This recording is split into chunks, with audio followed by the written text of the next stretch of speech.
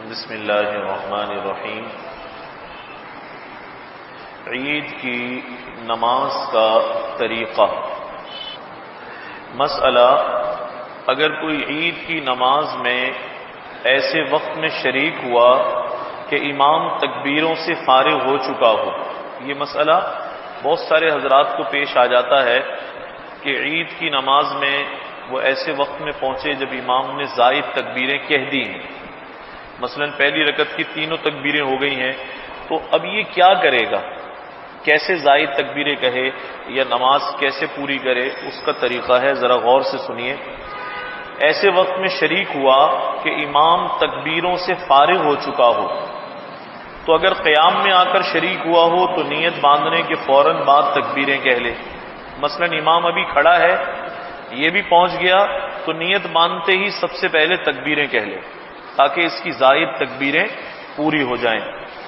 اگرچہ امام قرات شروع کر چکا ہو، یہ بھی ذہن میں نہ رکھیں کہ قرات شروع ہو گئی تو اب کیسے کہیں تکبیریں، کہہ لے تکبیریں۔ میں نے ایسے حضرات دیکھے ہیں جو عید کی نماز میں آئے اور کسی جگہ دیکھا کہ امام نے نماز شروع کر دی ہے، تو وہ وہاں سے پہلی رکعت میں ہی چلے گئے واپس، اس خیال سے کہ اب یہ زائد تکبیریں جو کہہ دی ہیں یہ تو ہم پڑھ نہیں سکتے، تو اب ہمیں دوسری جگہ نماز پکڑنی چاہیے۔ تو ایسے لوگوں کو پریشان ہونے کی ضرورت نہیں ہے، زائد تکبیریں اگر نکل بھی جائیں تو اس کو کہا جا سکتا ہے۔ امام قیام میں ہے تو اسے چاہیے کہ اپنی زائد تکبیریں نیت باندھنے کے بعد کہہ لے۔ اگرچہ امام قرات شروع کر چکا ہو اور اگر رکوع میں آ کر شریک ہوا ہو، تو اگر غالب گمان ہو کہ تکبیروں کی فراغت کے بعد امام کا رکوع مل جائے گا تو نیت باندھ کر تکبیریں کہہ لے، اس کے بعد رکوع میں جائے، اور اگر رکوع نہ ملنے کا خوف ہو تو رکوع میں شریک ہو جائے اور حالت رکوع میں بجائے تسبیح کے تکبیریں کہہ لے۔ اتنی بھی اجازت ہے کہ رکوع میں بھی جا کر تکبیریں کہہ سکتا ہے، مگر حالت رکوع میں تکبیریں کہتے وقت ہاتھ نہ اٹھائے، چونکہ ظاہر رکوع میں ہے ہاتھ کو نہیں اٹھا سکتا، تو صرف تکبیریں کہہ لے 3 مرتبہ۔ اس کے بعد پوری تکبیریں کہہ چکنے سے پہلے اگر امام رکوع سے سر اٹھا لے تو یہ بھی کھڑا ہو جائے، اور جس قدر تکبیریں رہ گئی ہیں وہ معاف ہے۔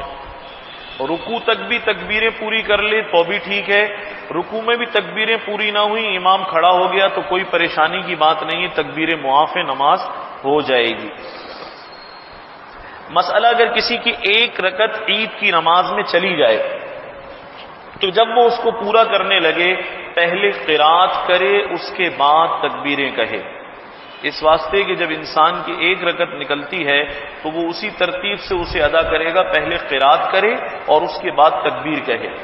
اگر امام تکبیریں کہنا بھول جائے اور رکوع میں اس کو خیال آئے کہ اس کو چاہیے کہ حالت رکوع میں تکبیریں کہہ لے، یہ امام کے لیے، اگر بھول گیا ہے تو رکوع میں تکبیریں کہہ لے، پھر قیام کی طرف نہ لوٹے، اور اگر لوٹ جائے تب بھی جائز ہے، نماز فاسد نہ ہوگی، لیکن ہر حالت میں بوجہ کثرت ہجوم کے سجدہ سہو نہ کرے۔ یہ شریعت مطہرہ کی بڑی عجیب رعایت ہے۔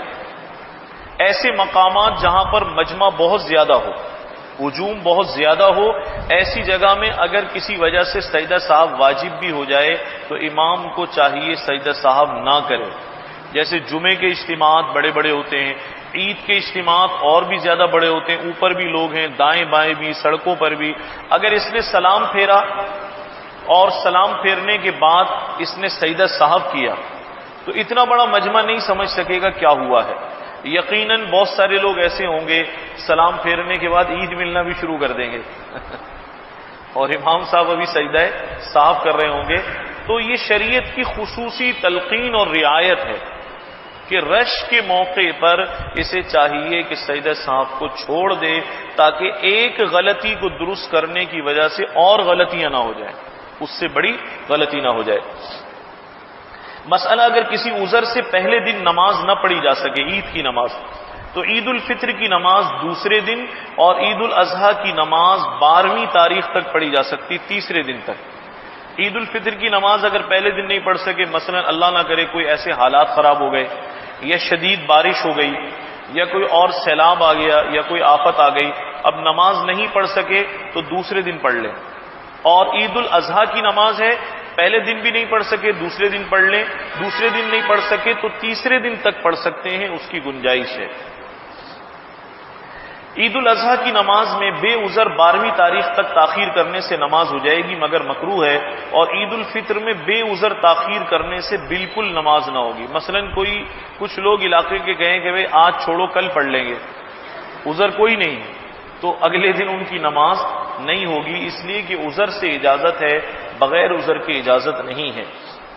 مسئلہ اگر عید کی نماز کا امام شافعی یا حنبلی ہو، مثلا امام شافعی کی فقہ پر عمل کرتا ہے یا امام احمد بن حنبل کی فقہ پر، اور وہ نماز میں 6 سے زائد تکبیریں کہے تو 12 تکبیروں تک حنفی مقتدی کو امام کی اتباع کرنی ہوگی۔ 12 تکبیریں بھی اگر امام کہہ دے تو 12 تک امام کا ساتھ دے گا۔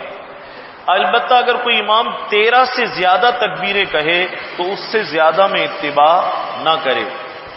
نماز کے بعد 2 خطبے ممبر پر کھڑے ہو کر پڑھے، دونوں خطبوں کے درمیان میں اتنی ہی دیر تک نیچے بیٹھے جتنی دیر جمعے کے خطبے میں بیٹھتا ہے۔ تکبیر تشریق، مسئلہ تکبیر تشریق میں ہر فرض عین نماز کے بعد 1 مرتبہ اللہ اکبر لا الہ الا اللہ واللہ اکبر وللہ الحمد کہنا مرد، عورت، مقیم، مسافر، امام، مقتدی سب پر واجب ہے۔ یہ لفظ ٹھیک کر لیں، اللہ اکبر لا الہ الا اللہ واللہ اکبر، پھر ایک دفعہ آئے گا اللہ اکبر وللہ الحمد، ایک دفعہ اللہ اکبر اور لکھ لیجیے۔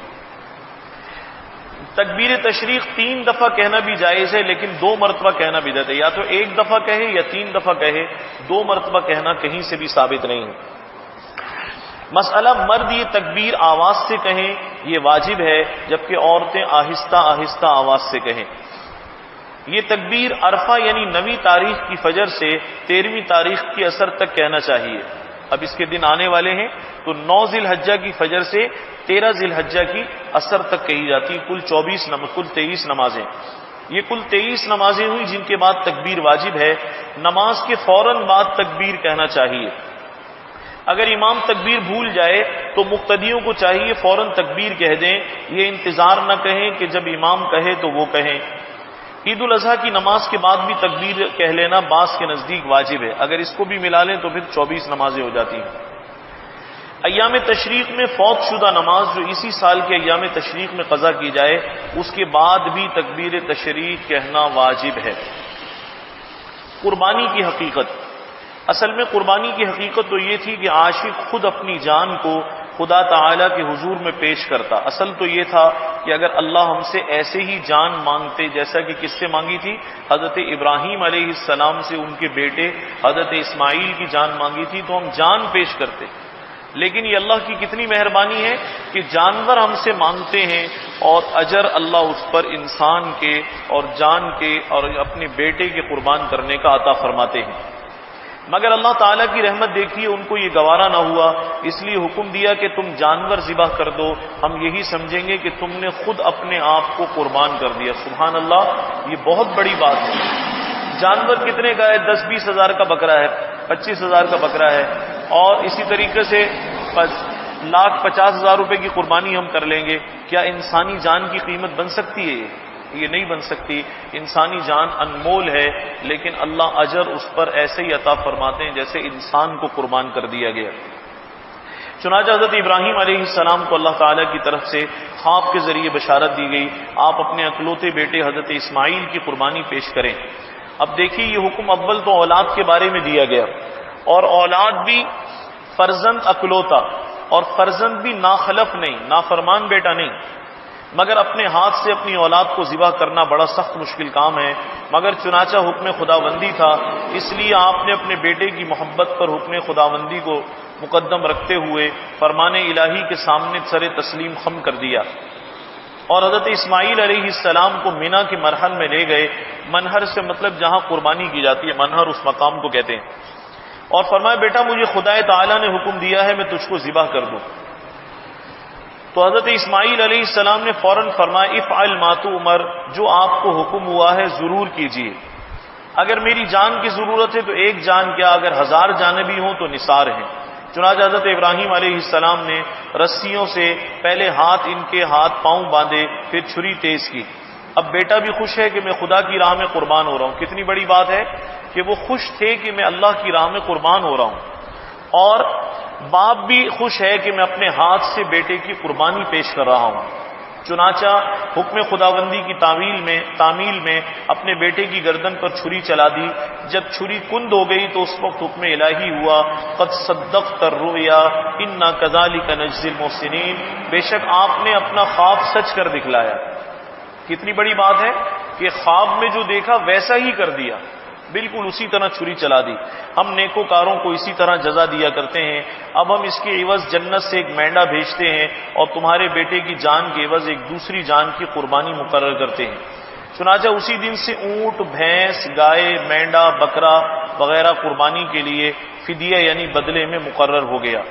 یہ اللہ کا احسان ہے کہ اللہ نے بدلے میں جانور کی قربانی کی ہمیں اجازت دے دی، اور بیٹے کی قربانی کو اللہ نے معاف فرما دیا۔ باقی